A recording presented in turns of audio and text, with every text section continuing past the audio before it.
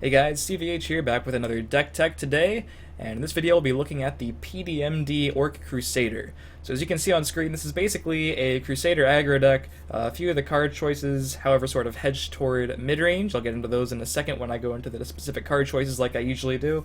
But this deck was built by one of my longtime viewers in stream, and one of my moderators actually, in subs now, Pdmd. So you can see by the name, the Pdmd Orc deck. He gave me the initial list.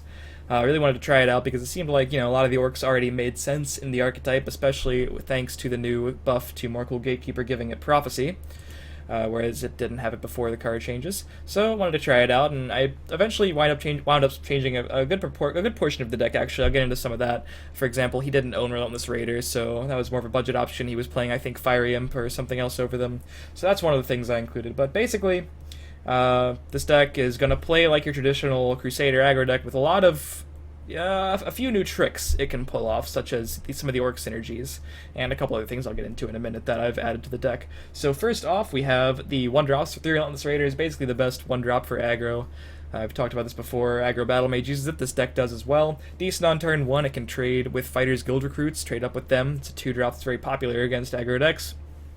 Well, its body is very, very vulnerable because it only has 1 health. It does have the benefit late game of actually being very powerful. A lot of the times in this deck, you'll be pushing over the course of 1 or 2 turns with once you get a big board, because this deck can play as a mid-range. It jumps a bunch of threats that are pretty high power on the board and just go in later in the game. Occasionally, such as against other aggro decks, and when you're doing that, Relentless Raider can, as a top deck, help you by adding a bunch of damage to your push if they have 2 or 3 runes remaining. And if you have multiple Relentless Raiders on the board, it just gets pretty crazy, because all of a sudden, they're at 21, you attacked for 5, your Relentless Raiders triggered and pushed them to 14, and they trigger again and deal more damage. It's pretty nuts. So then Seal Scimitar, it's only a 2 of, it could easily be a 3 of though, especially if you're missing something else in the deck. But this is just a generally good aggressive card. Helps cards like 5th Legion Trainer take very favorable trades early. Usually, with a deck like this, you don't want to be trading excessively, but when you are against another aggressive deck, it's pretty important to take control of the board immediately, or at least make sure your 5th Legion Trainer isn't getting favorably traded into yourself.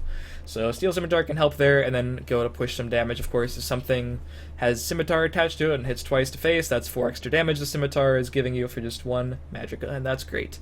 So then we have the Greystone Ravager. A lot of decks in Constructed have taken this card out, including the Prophecy Battle Mage, I believe. They take it out for Lurking Crocodile, just because the extra attack power isn't as important as the extra durability on the Croc. And while that's fair, this is sort of an Orc package, so it makes sense that if we're going to play one of them, it's going to be the one that is an Orc.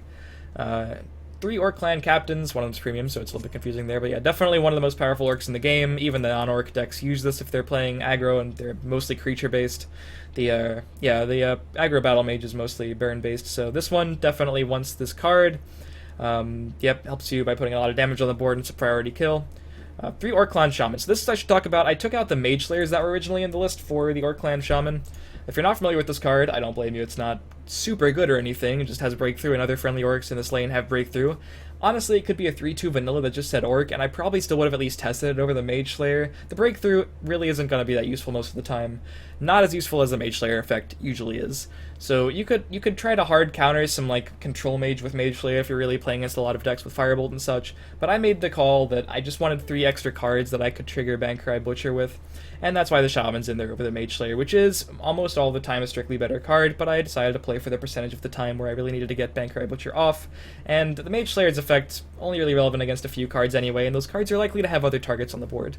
But yeah, you can experiment with this card slot, but I think the Shaman's been okay so far. At the very least, it's just another Orc in the deck.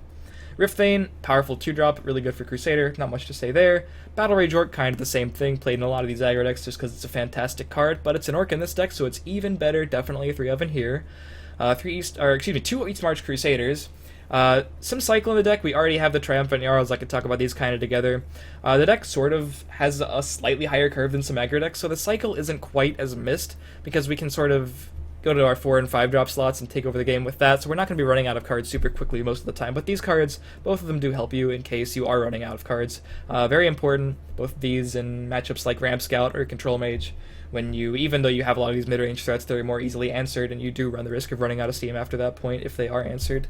So I do suggest running some East Marches, maybe even up to 3 against if you're seeing a lot of Ramp Scout or something, for example. Gatekeeper, I've already talked about it. Now it's a fantastic card, great Prophecy, adds damage to the board, everything this deck wants.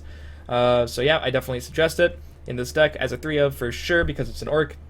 3 Withered Hand Cultist, so we're already kind of soft targeting the Control Mage. You could target it harder if you switch these out for Mage Slayers.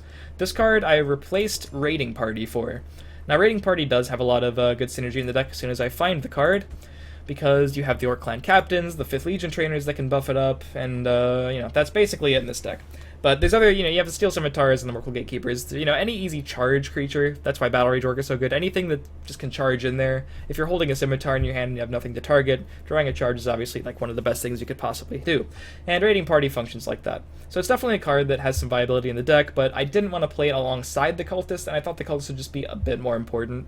It also, counters other decks and other aggro decks that are playing cards like Raiding Party and Lightning Bolt. So very helpful card against control and aggro alike. So the Butcher is sort of the reason you would want to play the Orc package in this deck. It's really the only card that the Orc strategy matters for in this deck. So it becomes a 6/5 for 4, and that's just a giant beefy threat. And a lot of decks that you play against aren't going to be prepared to deal with that unless they run Piercing Javelin. Lightning Bolt is a common answer to turn 4 threats. Doesn't quite answer this card. Very powerful, and it's something that your aggro opponents are either going to have to outrace, or they're going to have to awkwardly trade into the otherwise not trade-worthy Orcs that you're playing.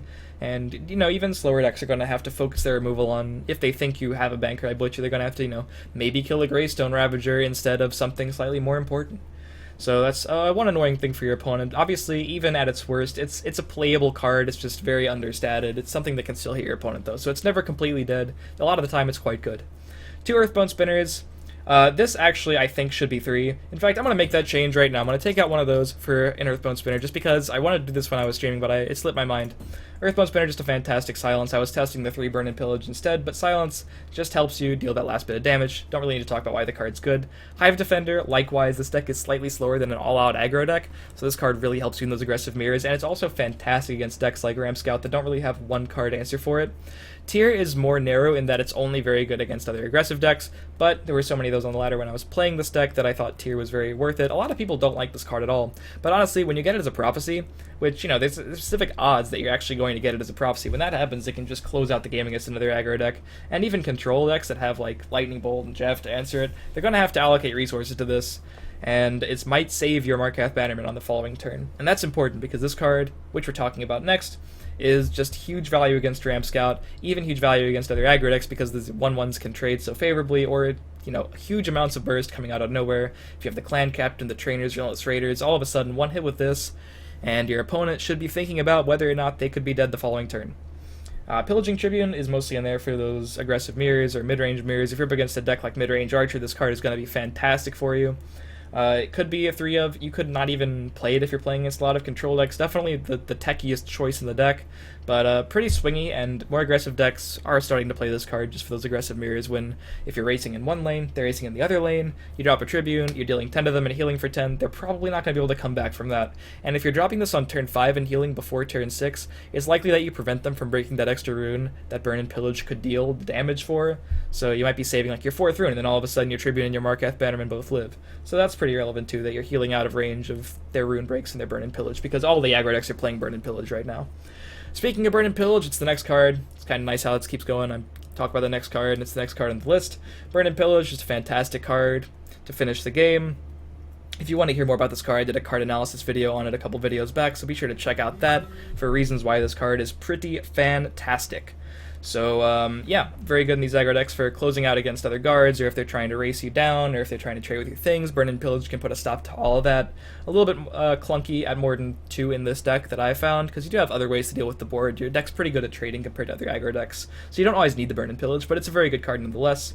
Already talked about Jarl, Create Cycle. That's pretty much the entire deck. So if you have any questions, I think I might have blocked some of the card images, but you guys know what they do at this point. If you don't, Legends decks, good database for you to use. But this is the deck list, and this is why I use a lot of the cards in the deck.